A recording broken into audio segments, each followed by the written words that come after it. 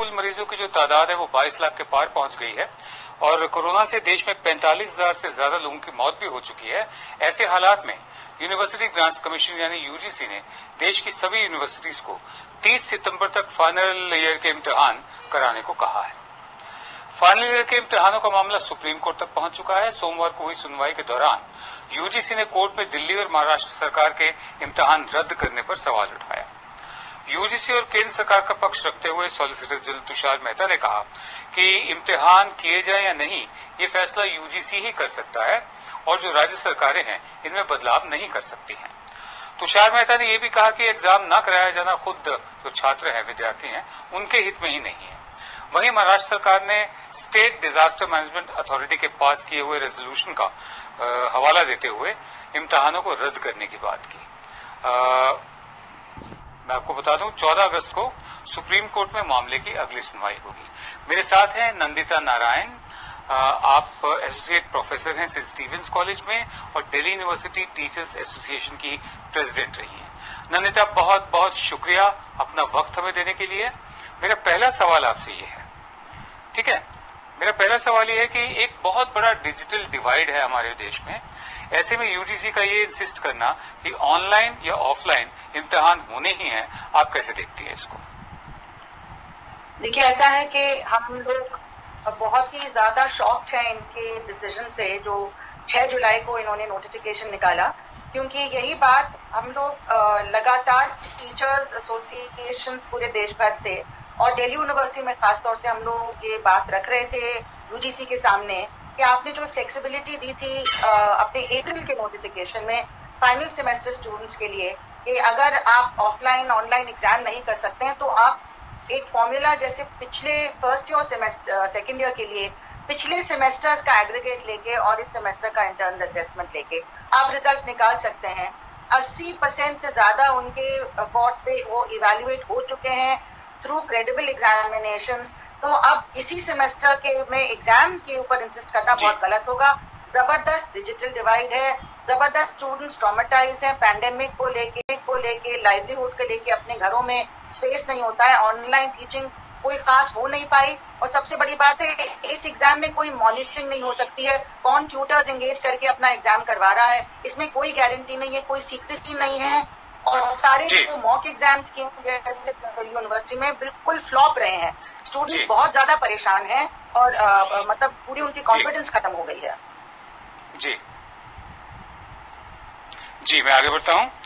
Corona के संकट के दौरान देश की सभी यूनिवर्सिटीज में 30 सितंबर तक फाइनल ईयर एग्जाम कराने पर अड़े यूजीसी ने कहा है कि वो बिना एग्जाम दी गई डिग्रियों को मान्यता नहीं देंगे। यूजीसी ने ऑनलाइन या ऑफलाइन इम्तिहान कराने का निर्देश दिया है, जिसको लेकर बहुत ज्यादा चिंताएं हैं, जैसे हमारी मेहमान प्रोफेसर नंदिता नारायण भी बता रही है। यूजीसी का ये निर्देश जो है वो केंद्र और राज्य सरकारों के बीच अधिकार क्षेत्र का जुरिस्डिक्शन का सवाल भी बन गया है। सेंट्रल गवर्नमेंट का जो तर्क है वो ये है कि यूजीसी अधिनियम के तहत राज्य सरकारें फैसला नहीं कर सकती हैं, राज्य यूजीसी के फैसले में दखल नहीं दे सकते हैं।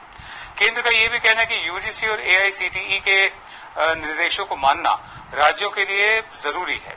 अगर राज्यों ने अपने मन से कदम उठाया तो यूजीसी को कार्रवाई करने का अधिकार है। यूजीसी के इस रुख को कॉन्स्टिट्यूशन के आर्टिकल 21 के तहत मिले राइट टू लाइफ का खुला उल्लंघन भी बताया जा रहा है। मैं ये जानना चाहता हूं नंदिता, आपसे मेरा अगला सवाल ये है कि एक तरफ तो यूजीसी मनमानी अपनी कर रही है, ठीक है, और दूसरी तरफ राज्य सरकारें अपनी मांग पर अड़ी हुई हैं। आपने अपना पोजीशन तो साफ कर दिया है, आपको क्या दिखता है, संभावना क्या है, क्या होने जा रहा है? देखिए, ऐसा इसमें मैं लीगल एस्पेक्ट पे बहुत ज्यादा नहीं कह पाऊंगी क्योंकि मामला कोर्ट में है, लेकिन जो मॉरल एस्पेक्ट है, जो एक डेमोक्रेटिक एस्पेक्ट है और जो ह्यूमन एस्पेक्ट है उसमें और एकेडमिक एस्पेक्ट, ये चारों एस्पेक्ट के लिहाज से यूजीसी की पोजीशन एकदम गलत है और मतलब लोगों की फिक्र किए बगैर इस तरह का डिसीजन लेना गलत है। और हमारी अंडरस्टैंडिंग, ये मेरी अंडरस्टैंडिंग और हमारे तमाम जो शिक्षक संगठन है, हमारी अंडरस्टैंडिंग ये है कि ये बिग बिजनेस ये पुश कर रही है इस मामले को, नहीं तो यूजीसी यू टर्न करके 6 जुलाई को ये नोटिफिकेशन का क्यों लाती है, जबकि थ्रू आउट उनसे जो बातचीत चल रही थी वो कह रही थी हाँ हम आपके एग्जाम्स कैंसिल करा देंगे। हमने 55,000 स्टूडेंट से फीडबैक लिया हुआ है, सर्वे करके हैदराबाद सेंट्रल यूनिवर्सिटी ने लिया हुआ है, कई यूनिवर्सिटी ने डिग्रीज दे दी हैं, तो क्यों इंसिस्ट किया जा रहा है? और स्टूडेंट्स का डिग्री डिले हो रहा है, स्टूडेंट्स के डेडलाइंस निकल चुके हैं, उनका एक साल खराब हो रहा है। तो इसमें हर लिहाज से ये गलत डिसीजन है। और मेरा मानना है कि जो एक अनाउंसमेंट 1 मई को हुआ प्राइम मिनिस्टर द्वारा कि नई शिक्षा नीति जो इस टाइम पे बिना पार्लियामेंट से बात किए अनाउंस कर दी गई, वो भी बड़ी अजीब बात है पैंडेमिक के बीच में। उसमें पूरा जो थ्रस्ट है, और फर्स्ट मई को प्राइम मिनिस्टर ने कहा कि नई शिक्षा नीति का जो साथ जो केंद्र बिंदु है वो है ऑनलाइन एजुकेशन। जिस चीज से पूरा देश परेशान है उसी को आप केंद्र बिंदु बना रहे हैं। 2.7% मध्य प्रदेश में लोगों के पास सिर्फ लैपटॉप होता है। ज्यादातर स्टूडेंट्स और महिलाएं खासतौर से लॉकडाउन में आदिवासी और हमारे रूरल पॉपुलेशन बिल्कुल एक्सेस नहीं कर पाई है। लोग अपने घरों से इसको एक्सेस नहीं कर पाए ऑनलाइन क्लासेस को। तो ये बिग बिजनेस का थ्रस्ट है। आप देखेंगे कि अंबानी, अडानी वगैरह इनका जो बड़ा बिजनेस प्रोस्पेक्ट्स थे आफ्टर प्राइम मिनिस्टर्स अनाउंसमेंट बहुत ज्यादा बढ़ गए। $18 बिलियन का इन्होंने कहा है बिजनेस होगा ऑनलाइन एजुकेशन का बाय 2024। तो रियल इंटेंट और रियल पुश कहाँ से आ रहा है? मैं आगे बढ़ता हूँ। दिल्ली, पंजाब, महाराष्ट्र, राजस्थान और पश्चिम बंगाल सरकार ने यूनिवर्सिटी परीक्षा कराने के लिए, इम्तिहान कराने के लिए यूजीसी के फैसले का विरोध किया है। दिल्ली, पंजाब, महाराष्ट्र, राजस्थान और पश्चिम बंगाल 5 राज्य सरकारें हैं। कोरोना को देखते हुए इंटरनल असेसमेंट, जिसका जिक्र नंदिता भी कर रही हैं, इंटरनल असेसमेंट के आधार पर नंबर दिए जाने की मांग की है। उड़ीसा की सरकार भी इम्तिहान कराए जाने के पक्ष में नहीं है। 6 सरकारें। पश्चिम बंगाल की ममता सरकार ने केंद्र को खत लिखकर यूजीसी की नई गाइडलाइंस को, जो हमारा संविधान है उसके संघीय ढांचा, union of states, federal structure जो है उसकी भावना के खिलाफ बताया है।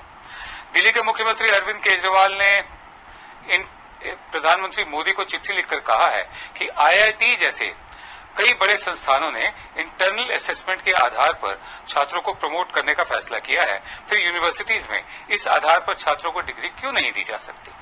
पंजाब के मुख्यमंत्री अमरिंदर सिंह ने कहा कि वो अपने छात्रों की जान जोखिम में नहीं डाल सकते।